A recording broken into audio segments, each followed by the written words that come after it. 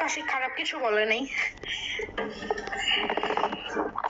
সবাই একসাথে কথা বলো, এই কথা বলো তোমরা তোমরা এই মেয়ে সম্পর্কে কিছু বলো, না বলে তোমাদের লাভ হবে তাই না?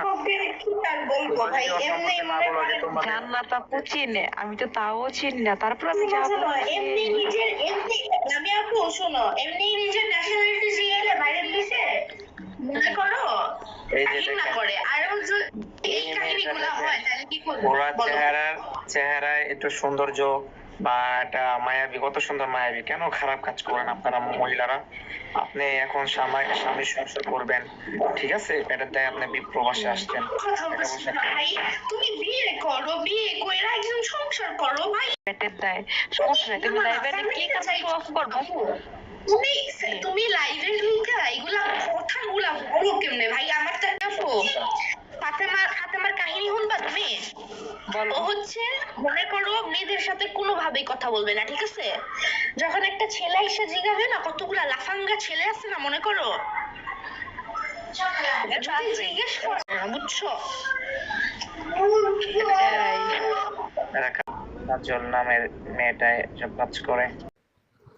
তোমরা সরাসরি তার সাথে যোগাযোগ করো, অনেক কম কস্ট হবে তোমাদের অনেক টাকা কম পড়বে। যেখানে তোমার সচরাচর 1000 টাকার বিনিময়ে কাজ করতো, এখন তোমার মনে করো কাপলস হবে, বুঝছো, কাপলস।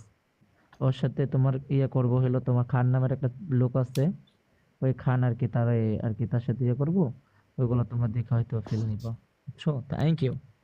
তোমরা অবশ্যই তোমরা এটা করো। আশিক, এটা কি?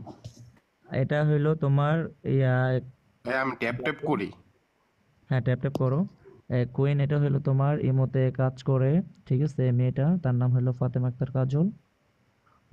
ওনাদের একটা গ্রুপ আছে, ওই গ্রুপ থেকে আমাকে একটা ভয়েস দেওয়া হয়েছে যে ভাইয়া আপনাকে কিছু টাকা দিব। বাট আমি বলছি যে না, যেহেতু তুমি এত বিপদে পড়ছো, তোমার বাবার ক্যান্সার হয়েছে, সমস্যা নেই, তুমি যদি খারাপ করে কিছু টাকা উপার্জন করতে পারো, এটা তোমার জন্য এটা হারাম হবে না, তাই আমি এটারই তুলে ধরলাম তোমাদের কাছে।